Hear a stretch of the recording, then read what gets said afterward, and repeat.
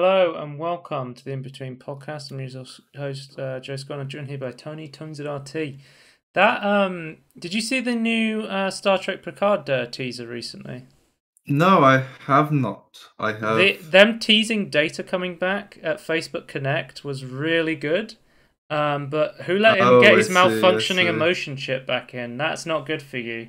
Yeah, He that's was true. That's he was true. he was giving me all these weird smiles. He was talking about baby It's a Ray, part of the sweet, metaverse sweet, now, isn't it? sweet baby Rays. I don't know what's going on there. Yeah, Uh, good to see. But no, I did not actually see that. I just saw I the news around it. I watched quite a bit of the conference just for the enjoyment of seeing Zuck try and be a human. There was Yeah, I quite a saw good him. Did there's you see that? Someone said that the animation of him is like more human than he is. the animations look fucking awful. They look Yeah, but they look like I fucking disagree. a Facebook game. They look like fucking what Farmville would look like in 3D. It looks terrible. Yeah, I don't yeah. know, like they look like animations from like 2010 or something. Mm-hmm. Um, yeah, there's a good supercut on Upload VR where they just cut out all of the fluff and just talk about what they talked about in the conference. But we're of course going to be talking about the VR conference later in the podcast. But let's go through trailers and quick news, and then we'll get to the inevitable long VR discussion because, as everybody knows, I love VR. And Yeah, that is true. let's go first. So first up, trailers we have Deep Rock Galactic Rival Incursion Season 1 update. So this update got delayed for a while, and now you can see why, because it's a huge update. So they're adding a brand new battle pass to Deep Rock Galactic, but it's going to be completely free, and it's just going to add cosmetics you can unlock inside Deep Rock Galactic, which is cool. There's going to be a new mission type called Industrial Sabotage. So now you can also fight robots that are controlled by a rival mining company. So Oh, obviously, okay. Deep Rock Galactic wants to steal their data vault and take out their Yeah. operation because they're the only dwarfs that are allowed to mine these materials. Yeah, yeah, I agree with that. They should be the only ones that should mind. So you can also, so as well as bugs, you now have these robots to fight against. You can also hack the robots to fight for you. And if you want to get into the data vault, it's basically a brand new boss fight that you can have. The vault is defended by a new mob called the Caretaker, which is like a brand new boss fight, I guess similar to the boss fight they added with the drill dozer, where you have to Yeah, fight like the core as you drill into it, and it starts to fight back, which is pretty that's cool. really cool though. This update looks really juicy. Yeah, I suppose with every update, but I don't know. This is also another banger. I feel like this is like early access done well. Like it's Deep Rock Yeah, Galactic is like so good. It's also so well optimized. I'm like, whenever I download a game, it's like, what did I download? I downloaded the Man of Medan for Halloween, and it was like 60 gigabytes.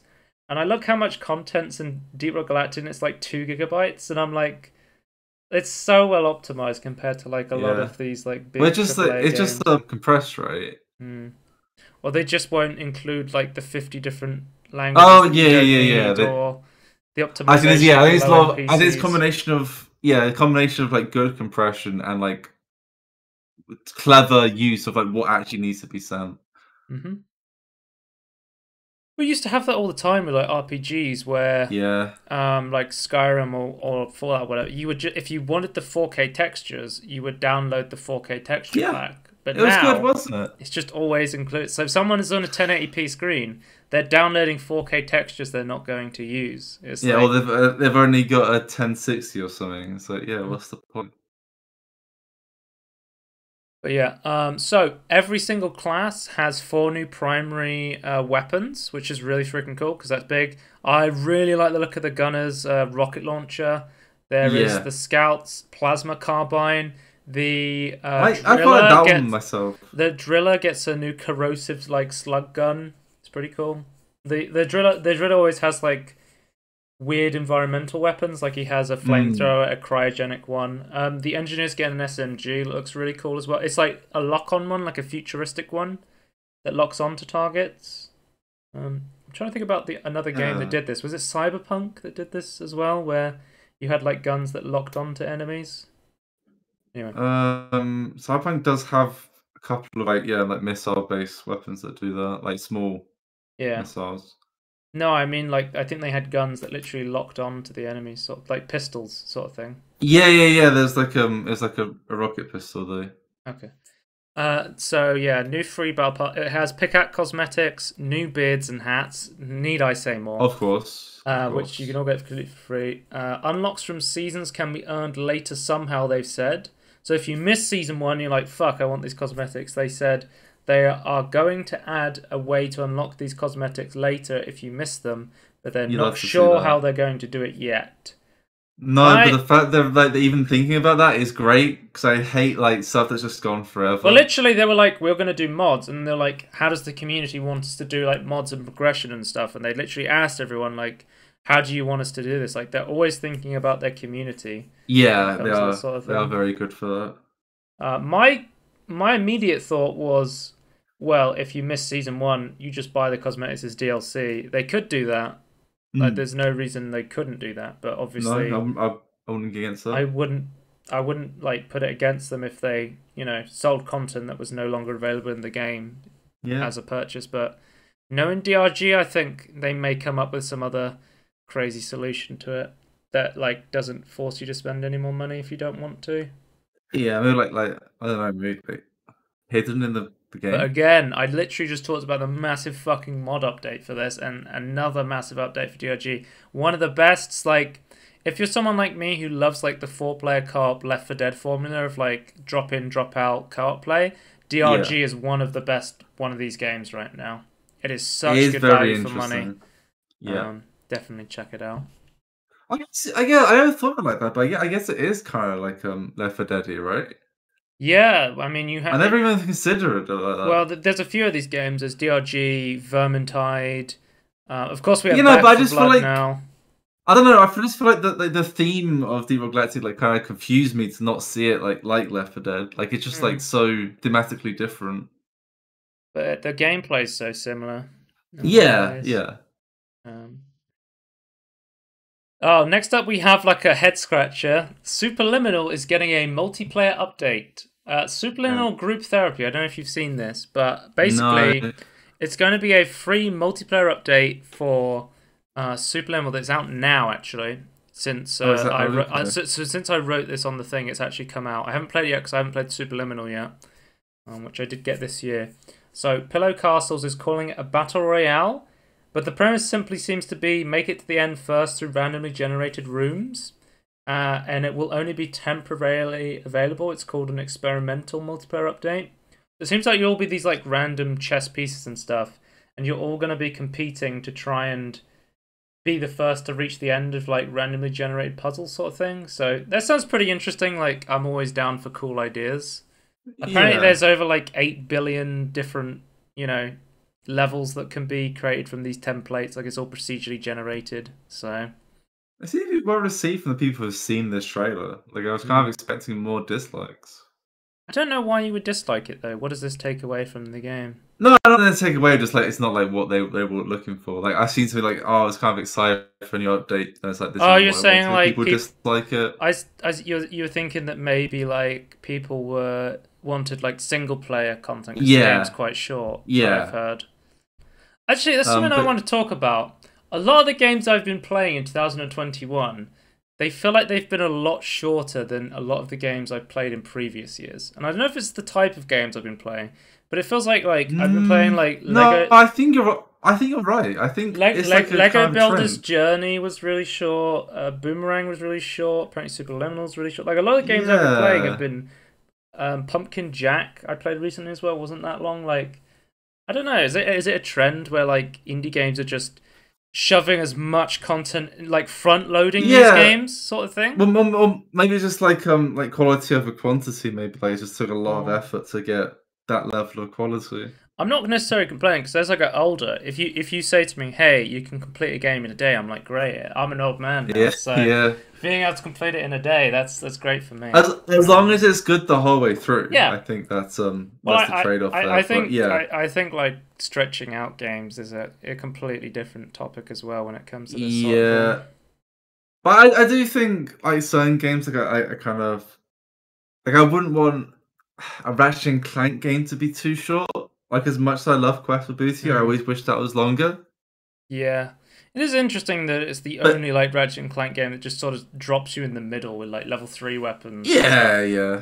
It's like a Um, weird like intermediate game on the PSN hmm, store. So but yeah, it was very weird. Like it did seem quite experimental, like in that. yeah. But yeah, definitely like this. Yeah, the conversation should be more of like quality than like just like I don't want a Ubisoft where it's just like quantity first. And, like I don't care about that. Hmm. Like Speaking of I don't want empty dead maps. speaking of weird updates, there's a sequel for the Impossible Game, the Impossible Game 2. So it was a game from What? 2009 on like the Xbox Live Arcade. And now all these early like 2000s games seem to all be getting sequels. Which is like really strange. I'm down. Because why make a new game franchise when you can just use an existing one?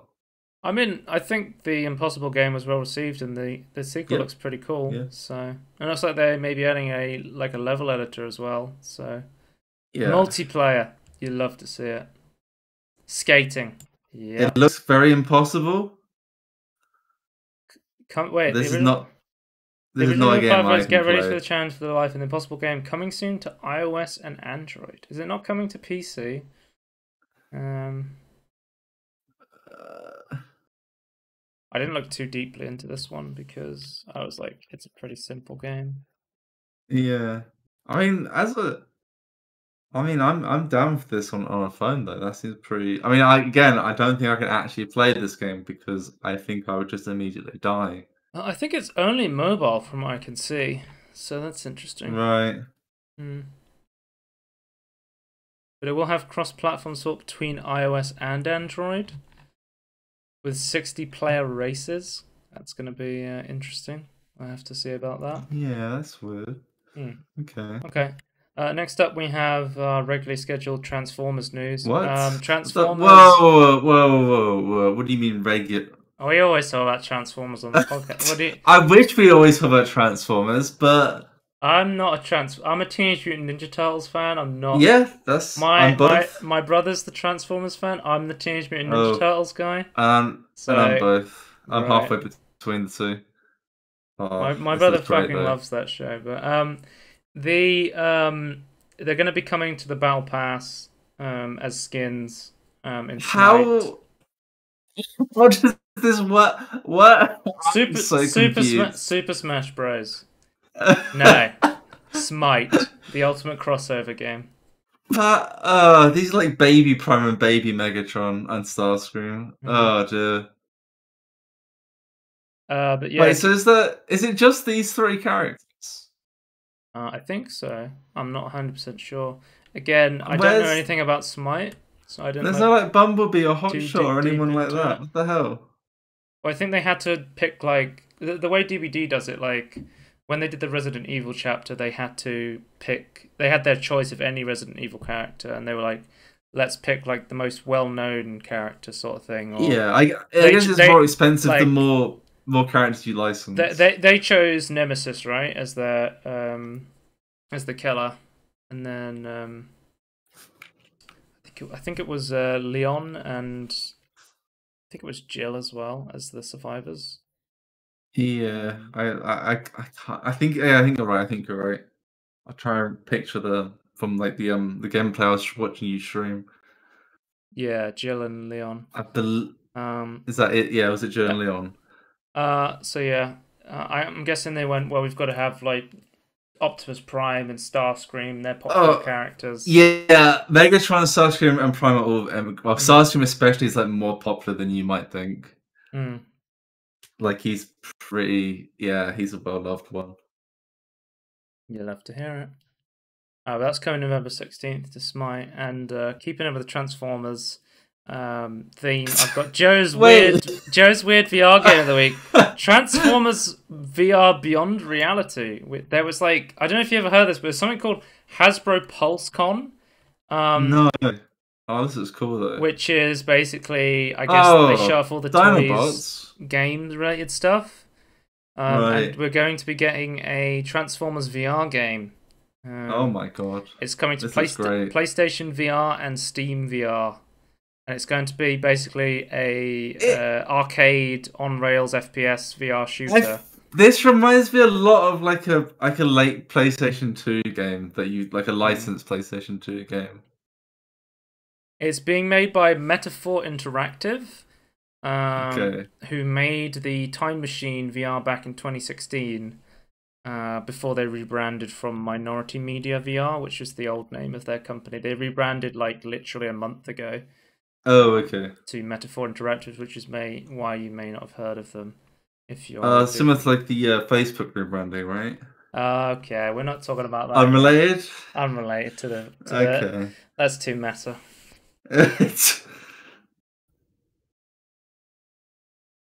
Okay, that's the end. Let's go into quick news. Let me let my cat out. Cat news. Cat news. It's outside.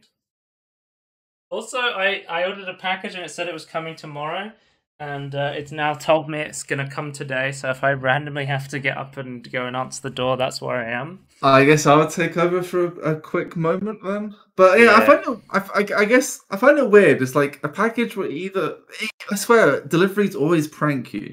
Like if they come early, it's not when you want them to, and if they want to come early, they come late. So I just want to be consistent. It is what it is. Okay, yeah. Tony, this was probably the worst news of the week. Roblox was down for 60 hours. Yeah. I don't know what I would have done if it was down for any more than 60 hours. I only heard about this after it came back up, and I was like, wait, what? It was down for No, I heard about it when it was down for 24 hours, and I was up. Right. I was distraught. You couldn't connect. Well, they banned kissing, and then they and holding hands, and now it was down for 60 hours. Coincidence? I think not. So there was no evidence of an external intrusion, apparently, according to the statement on The Verge. That is not a hack or ransomware attack, and Roblox has already previously said that the original theory was that the free digital Chipotle burrito coupons did not cause the outage, and it's not a server overload issue. That's a conspiracy theory. I think that Chipotle update did it. Guys, Chipotle DDoS Roblox. I don't know what happens there. Like, because I assume Chipotle like they got a deal and it was like we want to like be in the game, and then it's like down for 60 hours. Roblox is ridiculously fucking popular with anyone under the age of like 10. So yeah, it's true. It's very true. Oh, it's 8 stops away right now. Okay, thank you. Do you find it creepy that you can track the exact location of your Amazon driver now? You have been for a couple of years now. I know, but it's still... You know, they have to, like... There's been stories of, like, Amazon drivers, like, pissing in bottles and stuff, or, like, getting in trouble for going in bathroom breaks, because they keep them so heavily tracked. I was thinking about it. You could technically, like, figure out who they were before they got to you. I don't know. Like, I was just trying to think of the security and the safety of the drivers as well at one point. But like, you can't see where they're going after, I guess, and you can only know 8 stops before. But I was thinking though, okay, that's what I was thinking. Surely you could technically find out who the 8 people before you were.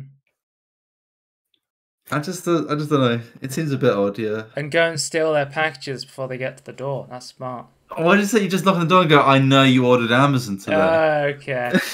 It's like the new horror movie. I know you ordered Amazon. Because you can see when they stop for a bit, and it's like, well, they must have dropped a package somewhere near there off. Well, I think they don't drop packages off at the door unless they're given instructions to anymore because of package theft. Well, okay, well, yeah, I guess, but either way, like they've stopped their van, which is where the tracker actually is. So, like, you know, they've gone out to deliver the package. But anyway, Roblox is back up, and they said they identified the issue and fixed it, but I don't think they said what it was. So I No, it's guess too we'll never know. embarrassing. Far Cry 6 will email you calling you a failure if you stop playing the game. Now, a lot of people have Uh, found this really like insulting, and they think this is terrible. I think it's quite funny, and I think, you I know, think it would be annoying for me personally, but that's just. But I can kind of see both sides. but I think it's funny. Like the in-game character is sending you a message saying it was Yeah, amusing watching you fail, and now that you've stopped playing the game, he's now been able to take over this, this city that you can't oppose him, which I think is kind of hilarious. I just thought there should Um, be an easy way to opt out of that because that to me seems a bit spammy. If you're not into mm. that kind of thing. Yeah, rightfully so. People have been like, "Well, I already put enough time into games these days, and honestly, I don't have that much time to put into games," Yeah. which is fair enough. Like, the games as a service are a big thing, and they're trying to get you to spend as much time in the game, and sometimes it can feel like a chore to keep playing when you've got Well, other they, stuff to they keep do. up they keep updating you like, oh, make sure you log in today, like to get Mm. you hooked. But I don't know. I said to you earlier, I was talking about this. I was saying like I always think it's interesting when games do interesting stuff outside the game, where they try and Yeah. incorporate other elements into the game Yeah, as like like a more meta a meta experience. experience. Like I'm always talking about how much I love the Pony Island moment, which spoiler alert is Yeah. when it wants you to concentrate on something, and it starts sending you Steam messages from your friend as if they're sending you messages, and it really distracts you. And then you're like, "Oh, wait a minute, that's not my friend. That's the game sending fake Steam Yeah. messages." Like, I think that sort of stuff is really interesting. But I feel like So, that's slightly different because like you're like it's kind of like that's only in game. It's not actually sent to your actual well, like it's not an actual Steam message. Like sending once you exit the game. sending in-character emails about me failing to play the game is like one of the most innovative things Ubisoft has done in years. Yes, So that is I have to give unfortunate. them props for that at least. Yeah, I just think the option should be there to turn it off or like warn you. I Mm. don't know, maybe not warn you because then they like kind of ruin it, I guess. Yeah, it's this But thing like if they tell you about it, it's not really that much of a yeah, surprise sort of thing. but that's the thing that really annoys me is like you have to give like these companies your email address just to play their game, and it's like, Mm. I guess they're gonna do it anyway. Or Ubisoft. Yeah, well, I can see either way, but personally, I think it's quite funny. Yeah, but I can see people being annoyed, like going Mm. like they're just seeing it as like a really cynical. We want you to keep playing the game. Like So we got I can understand a new that. blog post from Concerned Ape, and he was talking about his new game, Haunted Chocolatier. If you don't know Concerned Ape, he's the creator of Stardew Valley, and he was talking about how the new game will be more combat focused. If you don't know, Stardew Valley was very like it had combat, but it was in a specific area, and it was very like combat light. For most of the time, you really didn't do that much fighting. Um, it was more so like it was just the mines you went into and fought like slimes and stuff Yeah, when you went mining. But I think the idea of Haunted Chocolatier is like there will be a big open map full of like lots of enemies, and there's going to be like interesting mechanics like shields, stuns, and stuff like that. So interesting to see how he's changed his gameplay design approach on the new game. So interested to check that one out. yeah, that's Phasmophobia interesting. came out with a Halloween update. The Phasmophobia Nightmare update. So there's a new campsite map with some great Easter eggs. So it's like a campsite. So the Easter eggs I noticed, I think there's two. There might be more. It's in the forest. So if you look in the forest, there's actually a Slenderman in the forest watching you. And also, if you go to the camp. If you go to the camp lake, there'll be a hockey mask in the lake, reference to Oh Friday the right, 13th, Jason. So I thought that Jason was Bourne. Jason Bourne, yeah, the famous hockey Casey from Teenage Mutant Ninja Turtles reference. Oh yeah, yeah, Yeah. yeah. So there was a difficulty rework on the entire game. So all of the difficulties have been brought more in line with their levels, and then the new nightmare difficulty has been put ahead. Like some of the big changes for nightmare difficulty will be there will be no setup time, long haunt durations, almost no hiding places. The paranormal interface is damaged some of your monitoring interference equipment. That's something I really noticed was if you have someone who's a dedicated van man, which we do a lot of the screens will be like cracked and stuff, so it's really hard to see how much your sanity you have or the ghost activity on the screens when we played on Nightmare. Right. So that's they're doing that sort of difficulty. There's also brand new weather effects for all the maps, so a lot of the maps will have like sometimes it'll be snowing, sometimes it'll be raining. It's like it does add quite a lot of cool variations to same is this the maps. biggest update they've done? I don't know. I would say it's quite a big update, yeah, in terms Yeah. of the updates they've done. They also I added brand just feel new like ghosts. I just last time we talked about it, like we were saying I don't know, I can't remember if it was on podcast or just I think it was off off podcast, podcast. maybe. Yeah. I was saying it wasn't there haven't been that many updates. But the problem is with Kinetic Games is it's like a one-man team for the Yeah. longest time. Which is why the poor guy hasn't been able to put out as many updates as people have wanted, despite it being like crazy popular still. Is it still? I guess it was popular over the Halloween period, right?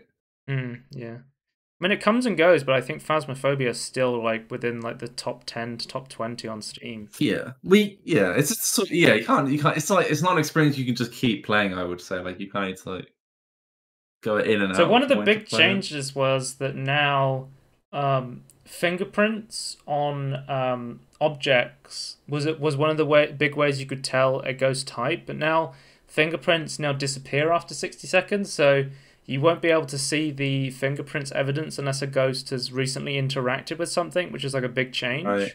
Yeah, so you have to actually like follow the ghost. Yeah, but also in correlation with this change, they also made it so ghosts have a low chance not to leave fingerprints when interacting in the environment. So it kind of balances out a little bit, but it means you have to be more on time with it. I think that was one of the big changes I would say from the patch notes. Yeah. It seems like it's quite not doesn't like change like the core experience, but like kind of adds. Well, I mean, the difficulty rebalance is like a big change to the. Yeah, I guess that's true. Yeah. But yeah, pretty cool update. I played it for. We really need to catch up on Spotlight and Tangerine because I have a bunch of it. I still haven't finished talking about the Steam Demo Festival, and I also only played Halloween games for the Halloween season. I have like 1 billion different Halloween games I played, so I'll be talking about all those for the spooky season. Yeah, cool update. Let's move on to the next piece of quick news, which is the news. There's a brand new Skyrim port, Tony. Skyrim, the board game, is now coming cardboard port. The Bethesda Game Studios and what was that? Was it? Modphius Entertainment is bringing it to the board game. Are you getting the Skyrim board game, Tony? Is that? I was actually going to look at it just to see what it'd be like. I was genuinely kind of curious. I find it interesting that we're getting a cinematic for a board game. It's pretty confusing. I like I get this that these are CGI pieces, but I kind of like the little models. Yeah, the design of it looks pretty cool. There's so many pieces. It's going to be like a complicated one. Yeah, what sort of game is this going to be like? So you can move it? What are you doing on the board game though? Like, I get there's places from Skyrim in Skyrim. Oh, there are quests. Okay. When I do like podcast topics, I have to choose how much research I put into each topic, and I didn't put any research into the Skyrim board game because I don't play Skyrim, and not something that interests me that much. But I thought you would be interested in this. Yeah, this is like interesting. Why is this got so many dislikes though? What are they saying? I don't know, to be honest with you. I'm not seeing any criticism in the comments. I think people maybe are just complaining they keep porting Skyrim instead of making the Elder Scrolls 6. That's fine, but I don't think the people who made Elder Scrolls 6 are making the board game. No, they're directly taking dev resources from Elder Scrolls 6. I feel like that. I think criticism saying like they've been ridiculously slow in Elder Scrolls 6 is like valid, but I don't think you can look at anything they're not doing with Elder Scrolls 6 and going, "Wow, that should have gone to Elder Scrolls 6." Yeah. I don't know. I'm not seeing any valid criticism, so last piece of quick news before we move on to the juicy topics. Rumor. Apparently, Red Dead Redemption Remastered is reportedly coming to PC. According Interesting. Yeah, because that to that was like Rockstar's one of the games that people really Macris, wanted on PC, right? shared details about Grand Theft Auto 6 and Red Dead Redemption Remastered is currently in development. Apparently, GTA 6 current development hell. Rockstar has restarted development right after Dan Houser left the company. Not only that, but Take-Two was originally planning to announce the game in 2020. Rockstar has changed the story and other game elements too many times since 2019, and from the looks of it, GTA 6 is the most chaotic project Rockstar has ever developed, and even worse than the original Red Dead Redemption game. I think the reason that Red Dead Redemption was never ported even to the PlayStation was that it was such a pain in the ass to make Red Dead Redemption compared to all the other games. Right. There's a reason they never ported it to PC, so I'm really interested to see if this supposed Red Dead Redemption remaster actually ever comes out on PC, because I know it was a pain in the ass to get it running on the Xbox 360. They don't have a separate porting team, do they? They do they outsource the VR one. Yeah, they don't have one for like a PC porting team or anything, They or do have outsource it. Rockstar. I think they have Rockstar Dundee, and then there's Rockstar. What's it called? The Scotland place. Yeah. Rockstar. But I got the impression from the other studios they weren't like dedicated to like Edinburgh. one type of game, just like it was just like what sort of things they worked on. Yeah, I think Rockstar has multiple big companies. I think they're mostly based Yeah. in Scotland. And then they have like Rockstar San Diego, Yeah. stuff like that. Although a lot of these have probably been like since folded into the company or changed to other names and stuff like that. So Yeah, yeah. um, who knows? Oops.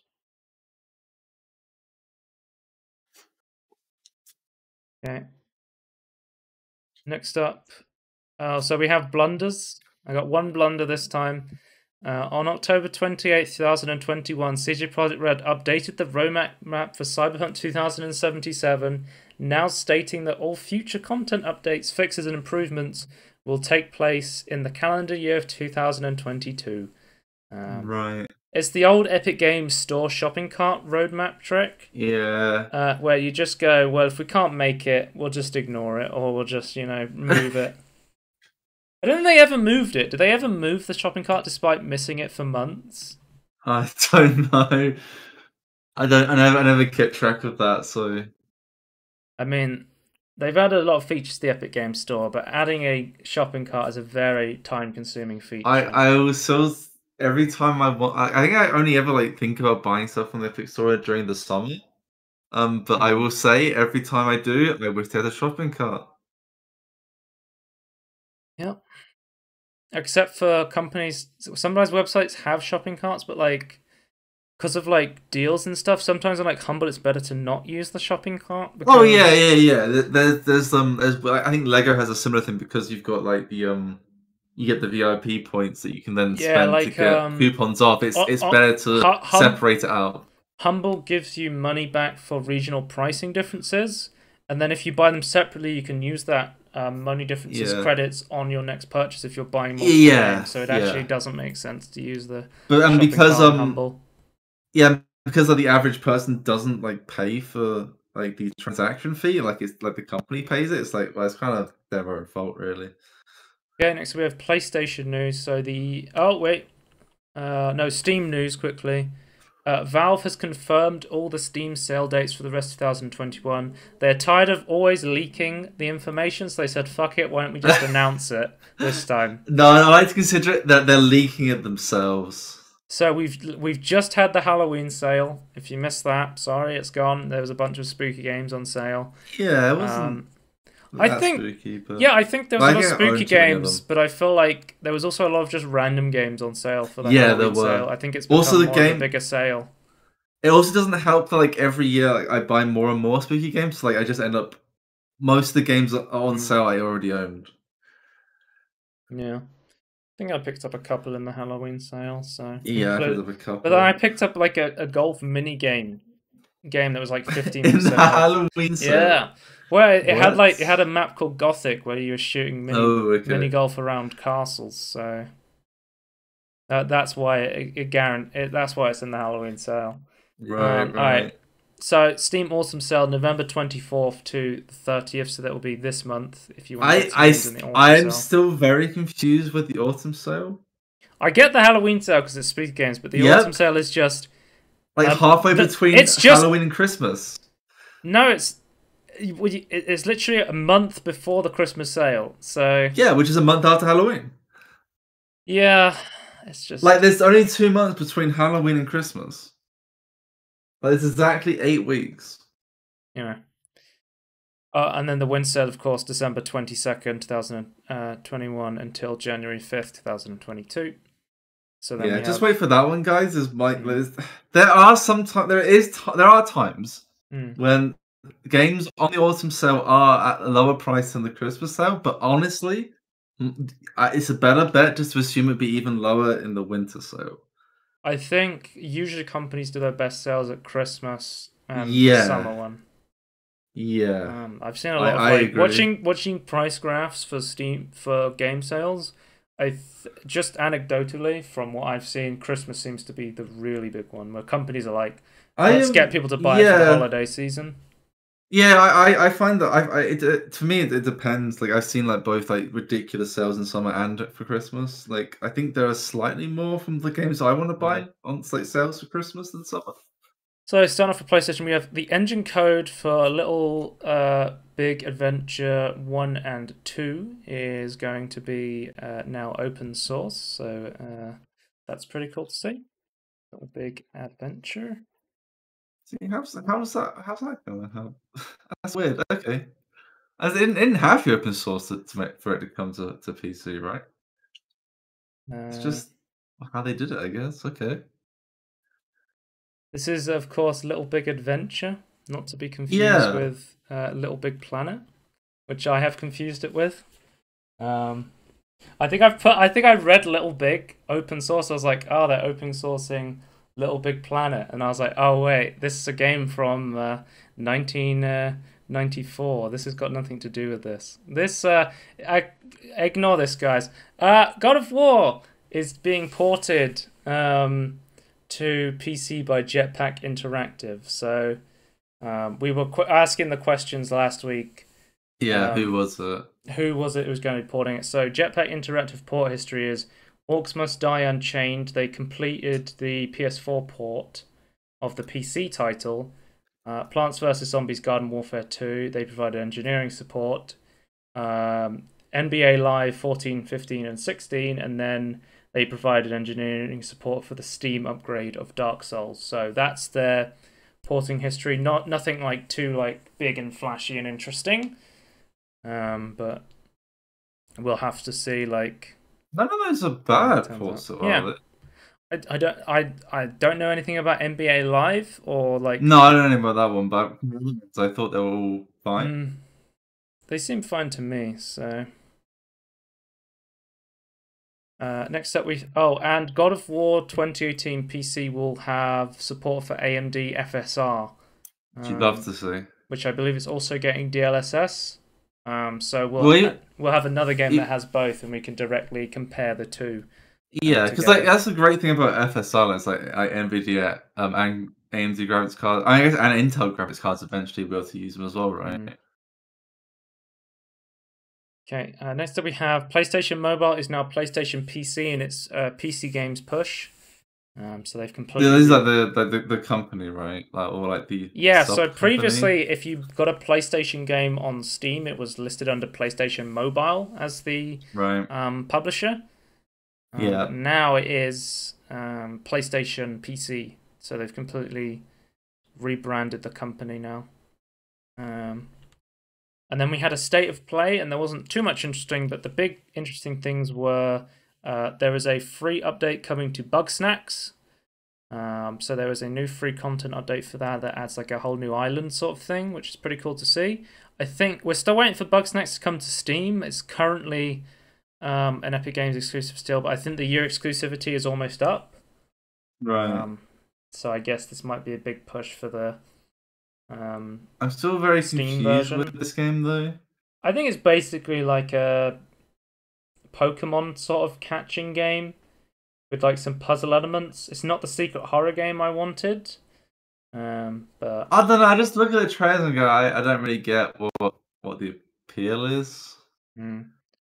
every time I play like a relaxing, like charming little game, I was like, this would be the perfect secret horror game.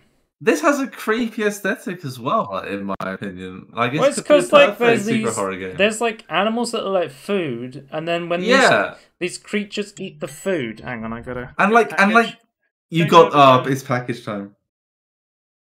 But I was gonna say though is that like it also has like this the actual aesthetic, the art style itself, like, to me, looks like a.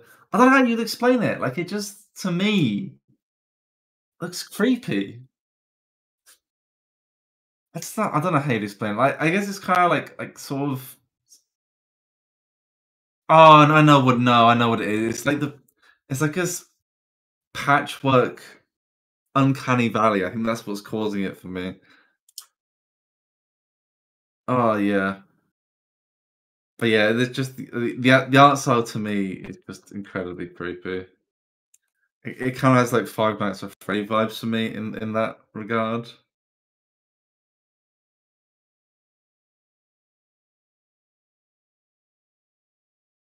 Yeah, I would say should have been a secret horror game. I agree with Joe when he gets back. What's a motherfucking game? It's your boy. Ugh, hello. You got your package. The package is delivered. I had to give my secret passcode, which is the first time I've ever done that on an Amazon delivery. Yeah, that's pretty new, I think. We'll do a review of the product, a teaser for it now of the. Oh, you can open it.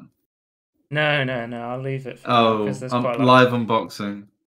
There's quite a lot of packaging at the moment, so yeah, it'd be quite noisy as well, right? So there's new free content for Bug Snacks. What I was saying is creepy because you eat food animals and then you become that food. It seems like. Yeah. So. I was saying when you went here that the art style as well like make me like it's creepy. Like the actual like I think the animations as well are creepy, like kind of like Five Nights at Freddy's sort of creepiness. Yeah, I was just gonna say there's a lot of games that are like kid-friendly creepy, like Five Nights at Freddy's, Hello Neighbor, Hello Puppets, like stuff like that, where it's like there was a new one recently, odd to me. Like Poppy's Playhouse or something. Came out recently. It just seems weird to me that both the theme and the art style, in my mind, is like, oh, this is perfect for a creepy horror game, and then it's just like, no, it's exactly what it says it is. Like, okay, Speaking and then games, it has like the weird trailers as well, right? That like implied other stuff happening. Well, speaking of weird little games with cute aesthetics that also could be creepy, Little Devil Inside. This game looks really charming. I think this game came out on Kickstarter like years ago, and it's been in development for like years. Yeah, I read people on Reddit saying that I never heard about this game until the last like state of play thing that they showed it off, like E3 or whatever. Oh, whoa! Trains coming around the corners. It's unrealistic train physics. Little Devil Inside has some controversial physics on the. Yep. So it's a good looking train though. Inside. Kickstarter. So what is this game meant to be about? I watched the entire trailer and I still don't 100% know, but it looks really charming. Kind of a point and click game.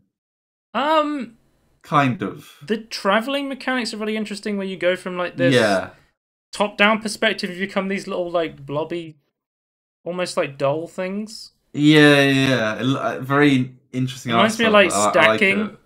Like this little Russian doll sort of style. And then it looks like a model like village sort of look on the rest of the terrain. Then you have like an inventory though, and like I guess you talk to people. I think the idea is it's like if I was gonna try and sum it up, it seems like to me it's a weird. It's like a a Strand type game. It's the second in the Strand type game series. I think the whole idea is that you are. The idea is you're a delivery guy, so you're going around. And are you actually delivering stuff? Are you? Yeah, I think you're like a delivery guy, and you're going around game. Oh, the delivering sheep stuff are in the way. in like a really interesting world with like weird This is a stuff going very on. Peter Molyneux game where it's like calm and also like trying to be more than it is. I don't know. I'm interested though. I'm curious to know what the game's actually. But I'll wait for reviews. This game has been backed on Kickstarter since like 2016 or like 2015. God. So yeah. Yeah. Imagine a game that was Kickstarter back then still isn't released yet, Joe. Imagine that. I mean, you'd have to be a citizen of the stars. Yeah, you'd have to be yeah. But then there's like, you go into someone's basement and there's like these creepy sigils and stuff, and I'm like, this game's really intriguing, is what I'll say. But it's it's like an open world, not point and clicky, but like has that kind of vibe at very least. It's one of those real horror games. But then you do get to see like a little bit of combat sort of thing, where you are fighting these creatures. The story seems like it starts as like a delivery driver, and then just goes mental. But yeah, but I really like interesting games, so I'm gonna keep an eye on Little Devil Inside, and we'll be talking about it more and actually seem like gameplay of it, sort of thing. So. Yeah, I want to wait for other people's opinions. I think, but I think specifically the art style and the detail is really fucking cool on this one. Yeah, I really especially like that. with it has that like vignette feel where the heavy depth of field effect is really like a cool style. So we'll move on to Facebook news. I guess it's Facebook news. Wait, sorry? VR news section. Right. Facebook now requires you to provide your phone number or payment card details to sideload apps to an Oculus Quest. This move was announced over a year ago and started being enforced last week. So a lot of this news is going to be really confusing because a lot of it was written before the Facebook keynote address, whatever. So I'm just going to call it Facebook for now. I'm going to call it Oculus. I'm going to call it Facebook continuously, I think. But this news gets more confusing because Facebook dropped the Oculus branding and the Oculus Quest is going to become the Meta Quest. It's already started replacing all the branding for the Oculus Quest 2 now as the Meta Quest. We have our first official advert for the Meta Quest 2 where it shows off someone playing one of the Lucasfilm Star Wars VR games. So if I feel like I think it's yeah, they wanted to get rid of the Oculus branding for a long time, like phasing out Oculus accounts and replacing them with Facebook accounts, and then they've just gone full meta now. Because, yeah. Well, the Oculus Quest was set to phase out Facebook account requirements. I have a quote here. As we focus more on work, and frankly, as we've heard your feedback more broadly, we're working on making it so you can log into Quest with an account other than your personal Facebook account. That quote was from data from Star Trek. And also, we've started to test support for work accounts soon, and we're working on making a broader shift here within the next year. That was said by Android Man on a surfboard. That's a direct quote from him. So... Apparently, Facebook accounts can now be unlinked from Quest headsets by contacting support. So if you contact Oculus support, you can already unlink your Facebook account and delete it and then keep all the VR content you've already purchased on the Quest 2. That's been confirmed by a chief technical officer of Meta who's working on the VR section. So... Seems like it's a pretty good source of information. So do you... okay. But why does the sideloading of apps need... See, that's what I don't get, where it's like... details. They're like, hey, you can get rid of your Facebook account, but then they're like, but we need your payment card details or a phone number to make sure you are who you are when you sideload an app. But sideloading should be completely independent. People said that, from what I've read... it seems like people really hated the Facebook account requirement, and I guess Meta was like, okay, let's get rid of it. But then if they have your phone number or your payment card, they can do what's called create shadow profiles on you, where they can just Yeah. collect information about you and then correlate it all towards you in like an unofficial profile. Which, But if you don't, if you it's also if you literally read the Wikipedia page for shadow profiles, it lists Facebook as being the #1 person in the world who does this. I was gonna say, yeah, I think it's one of the most profitable ways of doing it as well, because like it's like information you can sell to anyone else that uses that information. You don't need GDPR if you don't have an official No, profile on someone. no, it's pretty scummy. And like sideloading shouldn't like I can understand like to unlink the account, but to sideload it into like just like Yeah. on like literally on the side, I like mean, not. Facebook is making some weird moves. Not weird being that Facebook has also dropped the Facebook branding, is now just Meta. So I guess we call Yeah. them Meta now. I guess. Well, Facebook's still a Facebook, but Meta owns Facebook now instead of Facebook So being Facebook. so the way it works, the structure was Facebook was the name of the parent company, and then Yes. Facebook owned Facebook, WhatsApp, Instagram, Yes, yes. Oculus. But now Meta owns But now Facebook, Meta is Oculus. the big company, and they own Facebook, WhatsApp, Instagram, and their VR company, Meta. So, A classic. and I. another But they're big. still. I don't understand. Like, what's the point? Like, we still know it's Facebook. Like, they're not. I They're think the not gonna idea is to be like, trick hey, anyone. Facebook is the people who've been fucking over consumers with shadow profiles and selling data. We're Meta. We're new. But what's We're to the cool stop guys. updating the rest of it that's saying Meta does this? Well, Previously called Facebook. there was the big thing with they're trying to push the metaverse. If you haven't seen the video of Zuck explain the metaverse, it's hilarious. And also they have. Have you also seen like the news articles about like there's PC software company who has the name Meta, and they're like, "Hey, Zuck, we'll sell you for 20 million." Yeah, I did see that. There was another company on Facebook that had a name similar to Meta that Facebook just completely removed from the platform. Like they de-verified them, sort of thing, as an imposter of Meta. Right. Which What? they're like, well, you already own the name on Facebook. What the hell? I'm gonna say now, Meta is a terrible word to try and use because it's not uncommon. Like it has other uses. Like that seems a really dumb name to try and get hold of. Also, the logo is really fucking dumb. Have you seen people drawing penises on Yeah. it already? It looks like two cocks. Well, No, it it's looks like trying to two be like balls. You just it's draw a trying to be an cock. infinity sign that like writes an M, right? Yeah. The But yeah, it metaverse is is like a cock and infinite. balls. Yeah. Infinite Um, cock and balls. it reminds me of the Virgin Media logo, actually. Yeah, it is very similar to that.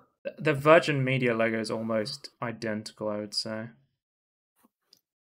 Yeah, I don't. I mean, it's better than Facebook. I don't give a shit. Like, it's just a dumb logo for a shit company. But if we're gonna judge Well, logos. in order to distance themselves from the Facebook, the charges about data leakage and not being trusted with data, they've now shown off their new high-end headset, codenamed Cambria, which just reminds me of Cambridge Analytics, the company that was involved in the scandal with the Facebook data breach. Yeah, it's an homage, I think. Yes. But I feel like they did this rebrand and they literally codename on their fucking headsets Cambria. Like it sounds like they put Cambridge and Analytics together. It just, I don't know. Surely as well with this rebrand, you're gonna have tons of media like looking at this name and the people are gonna just talk about Facebook's been changed to Meta.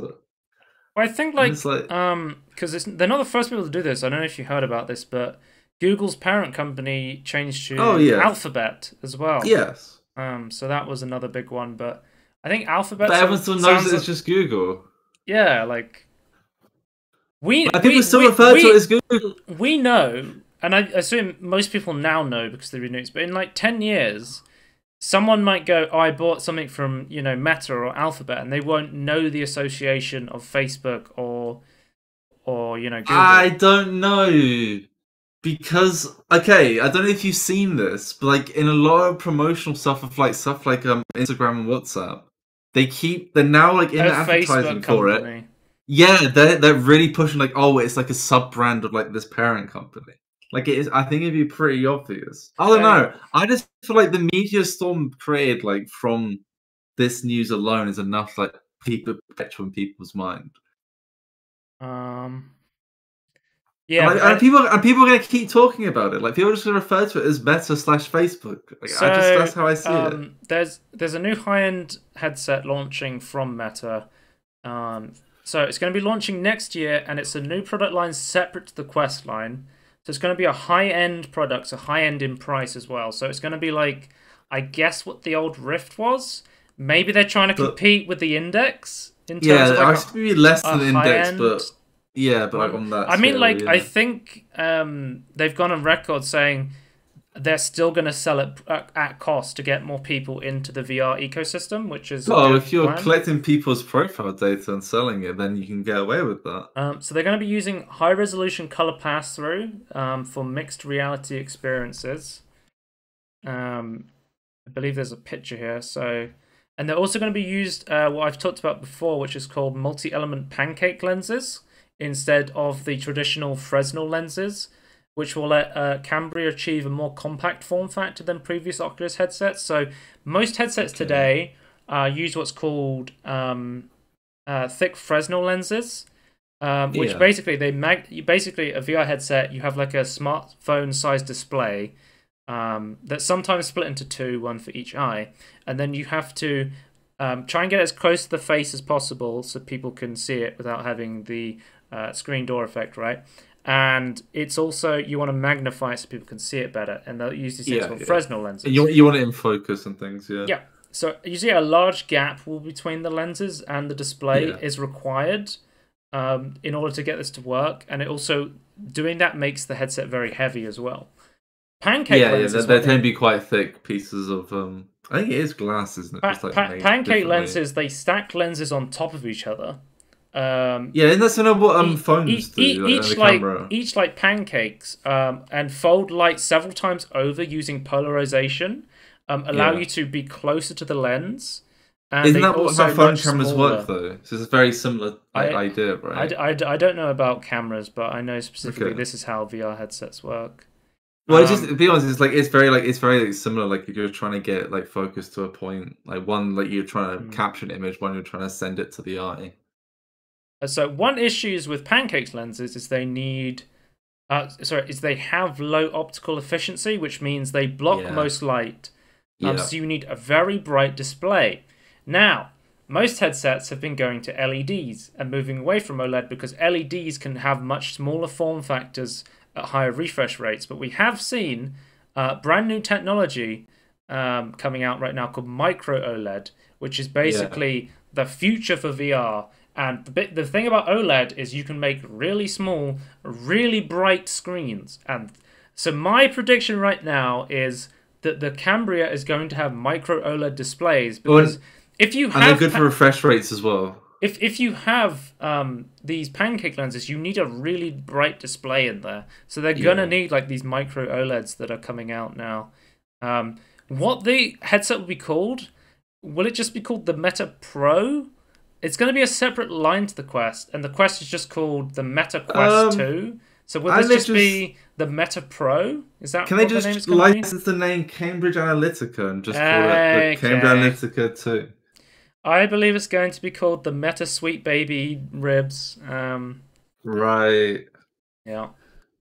Anyway. Yeah, I don't know. Like, I'm curious to know what the name is, but it's interesting. But I don't know. I just don't want to buy stuff from Meta. Like, I just. Also, I think it was not last podcast, the one before. Like we're talking about like creating a dummy account. Like I know a couple of other people that like have the Meta Quest 2, and it's and that they both have normal Facebook accounts, but they deliberately made another Facebook account. Well, people they were talking about in the conference. Like a lot of people have what's called work Facebook accounts as well, which I found like really weird. I never heard of that, but apparently like a lot of people need to like do stuff on Facebook for their job, so you can get what's called a workplace Facebook account. like which is Yeah. really Well, strange. I guess it's kind of similar to like a work-based Teams account, like Yeah. in a similar functionality, not or similar idea, maybe not like exact functionality or exact like But anyway, equivalents there, let's but keep going because there's a lot more news, and we're already an hour in. Oh, Grand Theft Auto San Andreas is coming to the Oculus Quest 2. There is going to be a VR port of San Andreas coming, I think, exclusively to the Quest 2. I don't think they specifically said exclusive, but I assume it's going to be based on all of Oculus's moves recently. I don't know. What do you think of a San Andreas port to VR? does that would it? I don't know. I guess I was gonna say like would it make sense, but I guess that makes the most sense because it actually be runnable Well, I think in VR. the idea is they're doing the San Andreas. I guess okay. So we literally know nothing about this. The remaster of the trilogy is out in this month, I think, and we know nothing about it. Other than a short like gameplay trailer we saw, like GTA Remastered Trilogy. I think it comes out like this month or the start of December. Like it comes out really soon, and we have like no more footage. Yeah. November 11th, 2020. It comes out like what's the date today? It's the 7th, so it comes out in like 4 days. Wait, sorry. The same day that Skyrim Special Edition 10th anniversary comes Of out. course. I think there's going to be no one's going to be playing that. They're going to be playing Skyrim, guys. They're going to be playing Skyrim. Yeah. But yeah, so obviously they said it's in development, so we don't, it's still not fully finished. Is this going to be built on the original San Andreas? Is it going to be built on the remaster of San Andreas? Because I know with the remaster of San Andreas, they did it on Unreal Engine, and it was made in a way so that they could release it on like iOS and Android as well. So it wasn't like Okay. crazy demanding that it wouldn't be able to also be released for the iOS Android versions. Yeah. Yeah. And of course, if you think about it like that, the Oculus Quest 2, I think it's like a Qualcomm 2 AR chip, VR chip. Oh yeah, yeah. It Um, was a really good graphical power, it's wasn't like it? Yeah. it's basically like an Android phone on your face. So like Yeah. if the remastered GTA trilogy is also coming to like Android and iOS, which I assume it is, it would make sense that they could also make this in the remastered version as well. Whether that will come true, I don't know. I know I've talked about this on Tangent, but if you don't know, one of my favorite VR games I've played this year is LA Noir VR, the VR Detective Case Files, and this is being developed by the LA Noir VR studio, and I think LA Noir VR is one of the most Okay, that's underrated good. VR games of all time. It is so Yeah, fucking good. it looks Um, way better than I thought it was going to be from the so Tangerine. I'm super excited for this project if it's anything like how good the LA Noir VR one was, because that was really good. And seeing like the Resident Evil 4 VR port and how good like porting old games to into VR can be, I think it's going to be a good time to port a lot of these games over. So we'll have to see how that turns out. Yeah, it'd Obviously, be interesting. we're going to wait until gameplay. We're going to wait until it comes out. Yeah, I guess it's true for VR. Like, it's very easy to fuck VR up, or there's lots of avenues you can mess that you can not I mean, deliver on. it's very easy to like get hyped over trailers and stuff, and then not be able to live up to that. Well, I've seen that Yeah, recently. Still, still my friends to this day, they are still getting hyped up by like Cyberpunk, New World, and they're like a month later, they're like, oh, it wasn't what I thought it was going to be. And I'm like, yeah, how are you still getting swept up by the hype? You need to like calm down with this stuff. yeah. Or actually Um, see like what the gameplay is, not hmm. just what you what you want it to be. We also had an announcement of Blade and Sorcery Nomad. This is probably one of the most popular VR games on PC VR, and it's been one of the most requested Oculus Quest 2 titles for VR.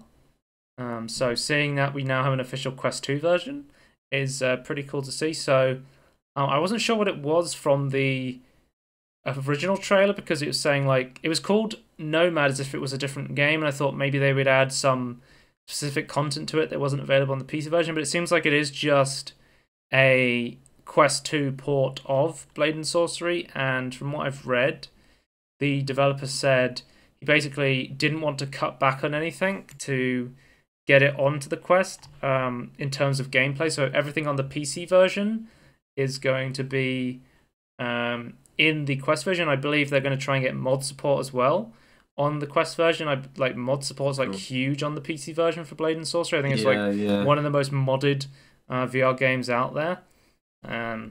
So that's going to be cool to see. We do have we have a comparison video from. Oh yeah, so we have Blade and Sorcery on Quest 2 will support mods post-launch. So after its launch, the VR support will come. Let me just find the video I was looking for, because I don't think I saved it. Blade VR. There was a specific video comparing how it looks on Quest and how it looks on PC, just showing like side-by-side graphics, because there is a lot of fidelity difference, I would say, from the PC version to the Quest 2 version, and obviously that's because it is a mobile chip. Yeah. Let's have a look. But I feel like being untethered for Blade Sorcery makes more sense, right? Yeah, it does make a lot of sense to not be tethered. What was I was showing Walkabout Mini Golf to my dad on because I was like, oh, it's a golf game. He can play this. He'll be interested in this. And it was like he was just constantly tripping up the cable, and he was scared to walk anywhere. Yeah. Yeah. You can see like the anti-aliasing. Ultimately, though, you want to stream PC to like a wireless lower resolution textures. Yeah. You can see the graphics quality difference between the PC version and the Quest version. Like, there's a big compromise that's been made in graphics, but it seems like from a gameplay perspective, you are still getting the full-fat PC experience in terms of gameplay, which is nice to see. I feel like when you get into it, you probably forget about the graphics in a way, though. Vertigo Games is partnering up with Oculus for 5 new VR games, and also those include some games from Deep Silver as well. If you don't know, Vertigo Games is developing After the Fall, their successor to Arizona Sunshine, which is one of the most popular zombie VR shooters out there right now. And even though they're working with Oculus or Meta, I guess now, for these 5 new. Yeah. That's why I said all this news is going to be really confusing. Well, I still think we just call it Oculus, like the VR division of. I don't know. I feel like I'm going to keep using the old terminology. But even though they're working with Oculus, it's been confirmed that they're not none of the games are going to be exclusive to Oculus. So they're going to be putting money into the VR ecosystem, but they won't be, exclusive to Oculus, which is cool to see. The HB Reverb got upgraded with better tracking, so they did a refresh of. So HP, they took the Reverb G2 PC VR headset, which was one of the more, popular high-end systems when people couldn't get their hands on the Index, and we've talked about how it literally has like Index lenses and audio. Was this the one where that people preferred its controllers to the Index, or was that different? I don't know. System? I think, and the main complaint I saw about the G2 Reverb was that it had like bad tracking issues with like the Windows mixed reality stuff. So the updated model has a few hardware and software changes that it hopes should bring the headset back into the limelight. So when it comes to control tracking, good isn't good enough, and therefore refined its tracking capabilities with an upgrade that increases tracking volume by 30% compared to our original headset, which is cool to see because I think tracking was like a big issue with the original headset. There's a new physical change to the new headset model, an all-new face mask design that enables users to adjust their eye relief distance to ensure they can better dial into their visual sweet spot. It also includes a spacer that can be removed, which wasn't previously an option in the original model. In terms of compatibility, HP says it's worked with AMD and developed a solution that has resolved connection issues that some users experience when a redesigned version of the 6-meter connection cable. So will be included with all new G2 models. It's also available to purchase independently for existing G2 owners.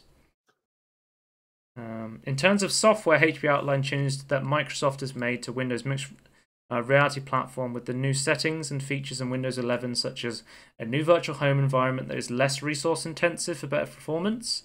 I believe the old one was like a resource hog and would just completely crap up your system. There's also a setting that lets you bypass the Windows Mixed Reality Homes environment on startup and launch straight into Steam VR, which is like a really, really big improvement, which goes a long way to fixing frustrations with the headset's attachment to the stagnant Windows Mixed Reality platform.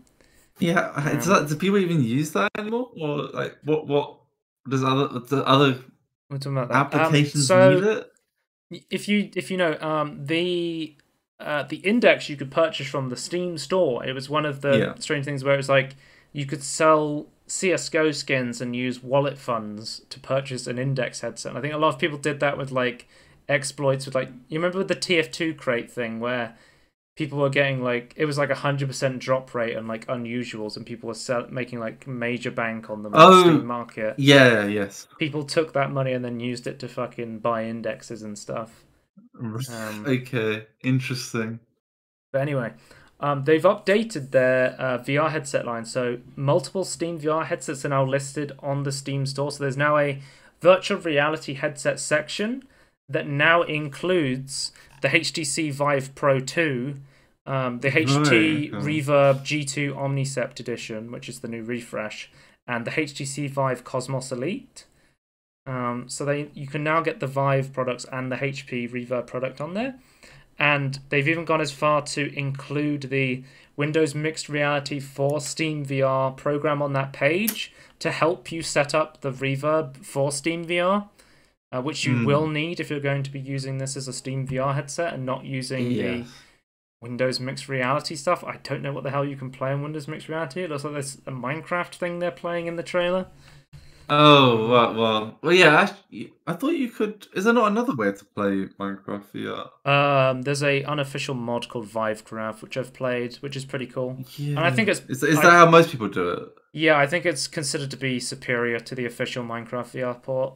Yeah, that's what I thought. You can have mods or whatever you want to run on it. So yeah, it's running on the Java edition, which I assume the VR version is probably running on the Bedrock edition. Yeah, I believe they were. Yeah.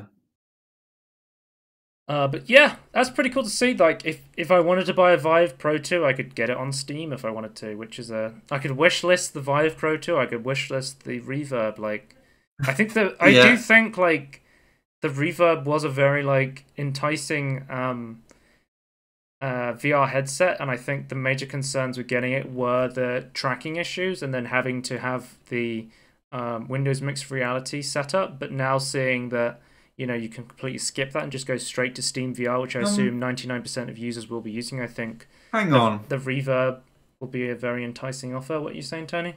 HP Reverb G2 tagged hentai VR not safe for work hardware LGBTQ+ classic Steam. So users are allowed to put any tag onto a Steam product they want, and it's within the product owner's discretion if they want to remove those tags.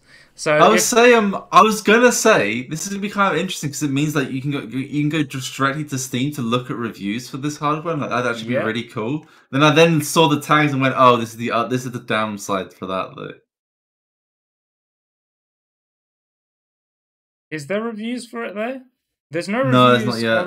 Well, there's no reviews on the index page. No. I don't think hardware has a review section. Well, it's kind of a new thing, right? There's no review section for the index. There are no reviews so far. Well, I assume there's not going to be a review section for it. I don't think that's a feature. I'm still when it comes to upgrading VR, I'm still using the OG Vive from like 2016 or whenever it came out. Can you just upgrade the headset itself without the lighthouse and controller being changed?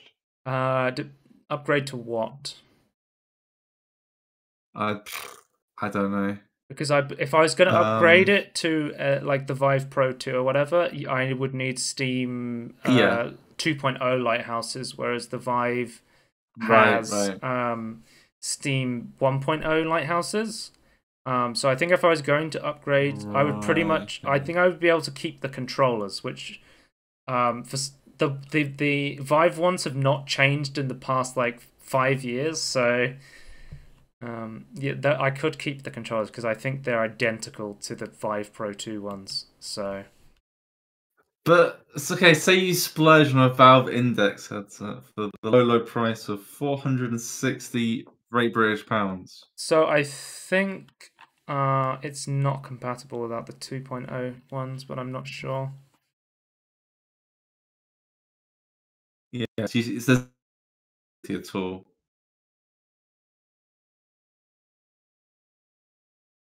Let's have a look. The Index might be a different story than HTC.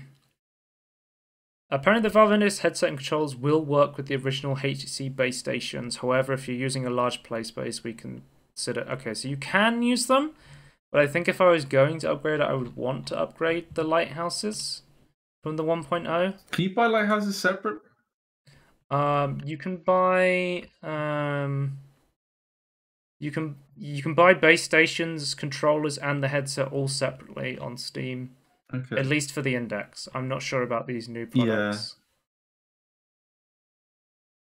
But yeah, it's interesting. Next up we have talking about stuff that nobody will be able to run. We have I don't know what Pimax's idea is, but the Pimax always just seems to be the fuck you, we're gonna do it anyway company, where they're just like, we're going to release a 12K QLED VR headset with eye tracking, full body tracking, and 200 hertz refresh rates. And it's going to Yeah, seems cost insane. $2,400. That's 6K resolution per eye and a 200 Two degree 3090s, FOV. I think. Who has the PC that can run this thing? That's what. Who's running this at Uh, 12K 200 hertz? Like, James Cameron. I like Apple's. There's been rumors about Apple getting into VR for like the longest time, and the current rumor for Apple VR is the Apple VR headset will have an 8K resolution per eye, which I'm like, what the hell? Who's gonna run 8K resolution per eye like a 12K headset? Yeah, Um, it is insane. that's 16K headset. Well, no, surely two 8K side by side wouldn't be 16K. Would it not? No. Well, this is two 6K next to each other. That adds up to Yeah, 12K. okay. And they call it 12K. Interesting. I don't know. The Pimax was like the first headset that was like, we're gonna. When all the headsets came out in like 1440p, like 2K resolution, the Pimax was like, Yeah. we're making a 5K headset. We're gonna have the biggest resolution you can get out of a headset, and it was always like heavy consumer, like heavy, like not consumer, like the 1%, like the superpower users would get one of Yeah. these, but I don't know who the hell's gonna run this thing. So You definitely need a 3090 with or like one of the AMD cards with all the VRAM to like push it, right?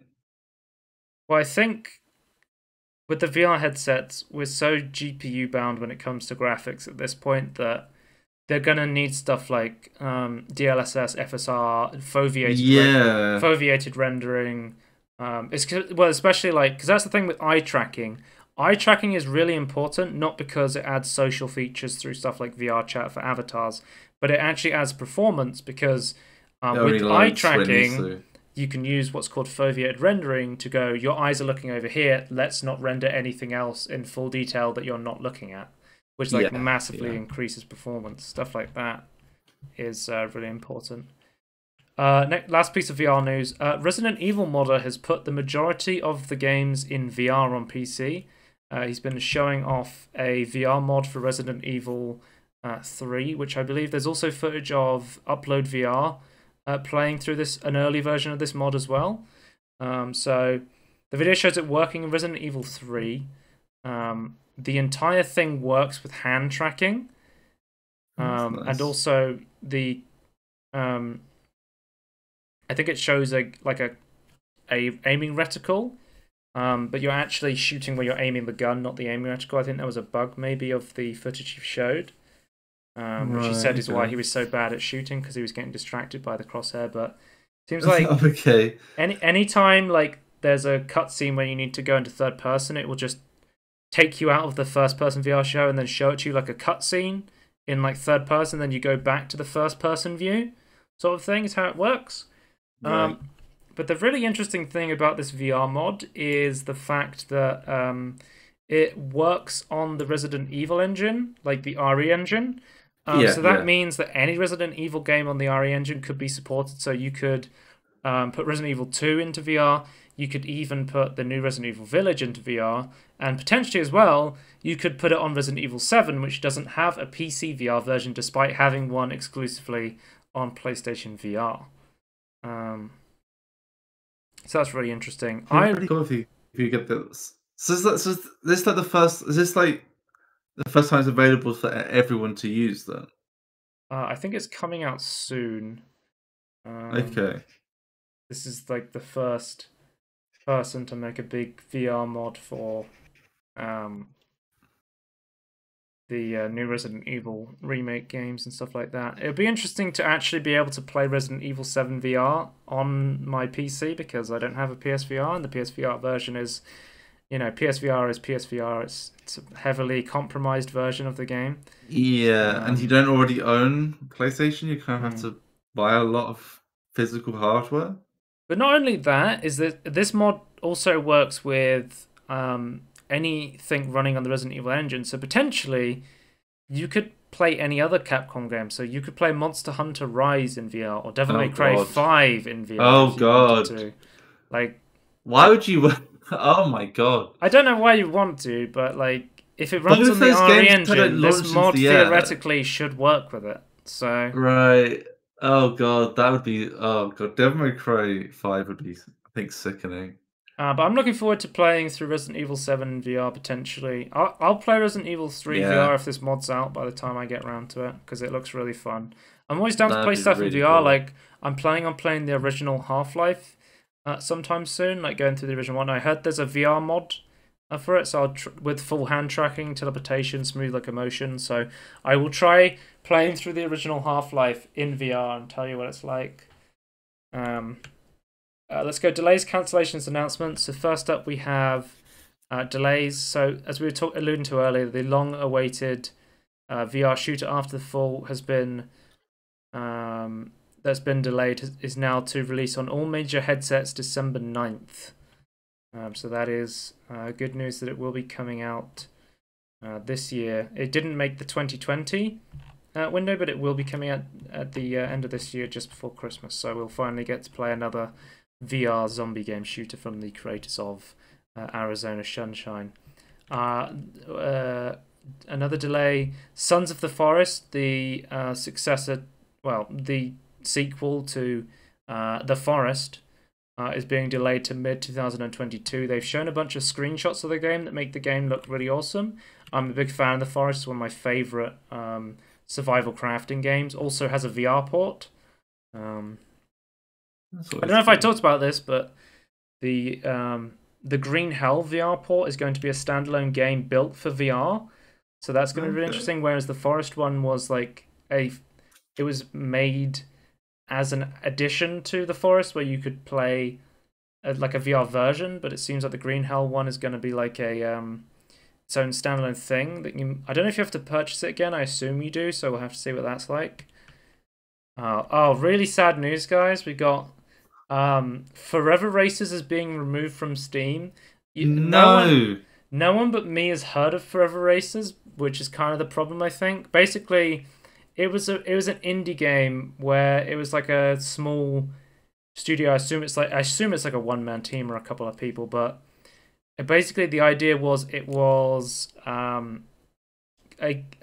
car racing game with like Gang Beast jelly physics, and it was pretty fun. Like me and my friends got it because it was really cheap on sale, and it was pretty fun. Just like racing around the tracks, and not a lot of people played it. So we would go on the tracks and we would try and get to the top of the leaderboards. I think I was at one point number 7 in the world for like the leaderboards for one of the tracks, just because so little people played it. And I was like, yes, like we would have fun just pissing about in this game. Like this game had potential, but it just never got the updates that it needed, never had the player base it needed. So it's going to be removed from sale, and the online network services for the multiplayer has been prepaid, so they said it will continue working for many years to come. So if you own the game, you'll still be able to play online with other people and use the leaderboards and stuff. But basically, they've said for the development company, they want to work on new projects because they don't have the funds to keep this going. So they're just going to start working on other stuff, which is fair enough to them, because I think, as cool as I found it, and like, you know, obviously not a lot of people are playing Forever Racers, so they move on to something else. Another cancellation. February 2022 was supposed to be BlizzCon Online. This event has been cancelled. This is so sad. Let's play Despacito. A Quiet Place video game has been announced by Saber Interactive, coming in 2022. Saber Interactive always seem to have their hands in so many pies. The Embracer Group, the Embracer Group subsidiary, where they're like, you need something remastered, we'll get Saber on it. You want a new game, we'll get Saber to make it. It's like, yep, they're doing a little bit of everything. You want. Business news: the Molasses Flood video game development studio has joined CD Projekt Red as developers. So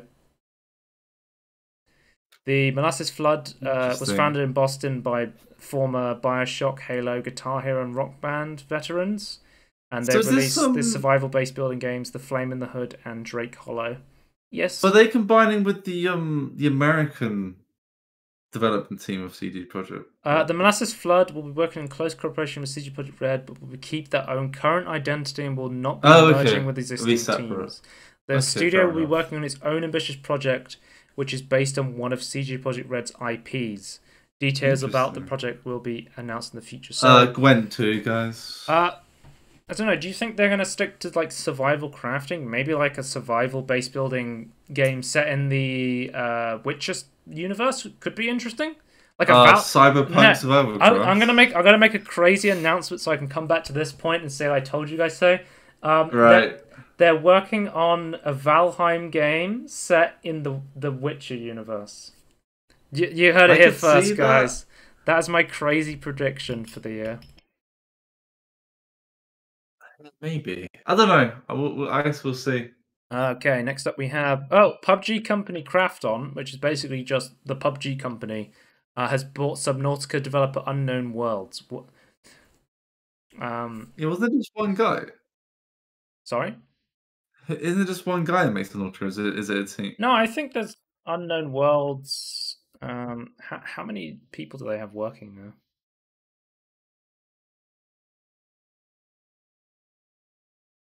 What's the best way to figure out how many people are on the team?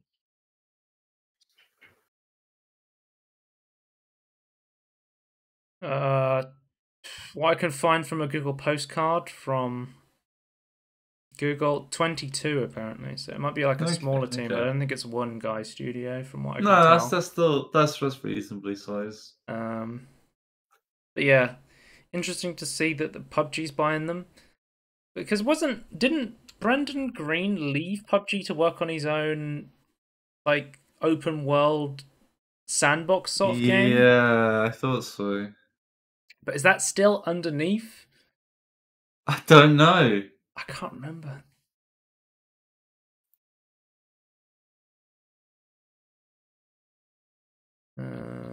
I need to look. I need someone to make like a structure of how all the PUBG companies work and how there's like, because I honestly, can we have that for every company? That'd be great. Like, I feel like every company should have to like submit how their company like is underneath company to a database. Krafton is formerly known as Bluehole, and everyone knows Bluehole was the big South Korean company that had PUBG. So Krafton is the PUBG company, as I said. But then Brendan Green left Krafton to go work on his own independent studio.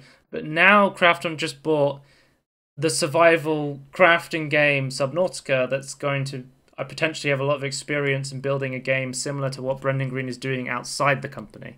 That's why I'm really confused why these things happened at the time they did. Because it Yeah, seems weird they happened so close together. that is very weird.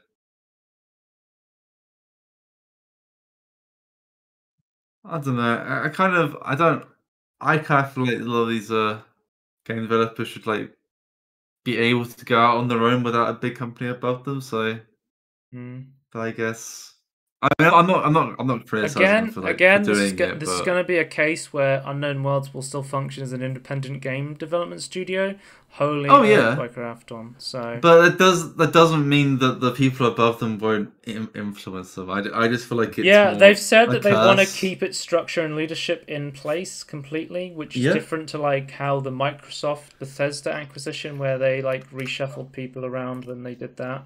Yeah, Um, there's still going to be influences from above. Like, it's still you still have pressures from like what you need to do. Like, it's never going to be like exactly the same as when they were independent. And then finally, we have Devolver Digital has gone public. Devo is the name of the stock. They've been valued at 950 million on the London Stock Exchange, which is quite a high value, I'm told. I'm not a crazy stock guy, but Yeah, apparently, yeah, I don't know what that means that's either. like a really big showing, and people were a little bit confused. But Devolver has been really successful releasing, especially with stuff like Fall Guys, and they're consistently putting out like really big projects still. But And yeah, it's interesting games all around. And as well as this move, they've also acquired Dodge Roll Studios, the people behind Enter the Gungeon, Nariel, the people who make Reigns and the new Card Sharks Nice. game, and Firefly Studios, which make the Stronghold series, which I am not familiar with at all. No, I don't So know them either. I like how during the press release they put out, they said they're still looking towards the future's future. Um, I just hope they maintain their sense of humor because I don't know I quite Well, like from it. like I was worried about this because obviously public means you're going to have shareholders who want to stop you Yeah, but from there's putting. Elon Musk though. You wanted to want you to invest in safe games. Yeah, Like I can see like a bunch of shareholders buying in and then immediately going, "Let's make Fall Guys 2. People like Fall Guys. Let's do that yeah, again." yeah. Like, whereas Devolver's going to be like, "Well, there's this really cool indie project that I'm thinking about publishing," sort of thing. As long as yeah, like the CEOs, the CFOs, and things at the top are like, no, like the way that our company works is like investing in these like smaller, unknown, or Um, more out there games and seeing what sticks, and that's how we make money. Like as long as like just like it's just how you like deal with like the shareholder pressure. But basically, from what I read from the press release, they did say that the majority shareholders are the original people who founded the company and the original developers of, Devolver Okay. Digital. Everyone who's working there has major stakes in the company, and they still Oh, own nice. the major stake of it. They're not, selling everything. They're Okay. withholding their rights. So that does help a little bit with alleviate my worries about outside influences on Devolver, but still Yeah. we'll have to see how money corrupts all. So we'll have to see how that influences Devolver. It's kind of a Um, shame they had to do this to like I guess like they're doing this like to get more money. So it's kind of a but shame they had to do this, but that is the end of the podcast. Let me check if there's a Petermology tweet. Yeah, there is one. Let's read it out for the people. Uh, Imagine a puzzle game where you have to draw clues all over your own body with no erasing or undo. At the end, your character becomes an NFT that can be sold. I fucking had it with NFTs these days, guys. I fucking can't stand NFTs anymore. yeah. I still want to hear the arguments, but yeah, I'm still leaning towards I don't get NFTs. Yeah, Like but if you want to do that, just surely just sell the license. Or, I don't know. It's just nah. anyway, It seems like an inefficient way of doing it. you can check us out and everything in between podcast on YouTube. Type Peter's name in twitch.tv/Scorn if you want to watch live, and at Scorn 2000 if you want to follow me on Twitter for some reason. That is the end of the podcast. Goodbye. Bye.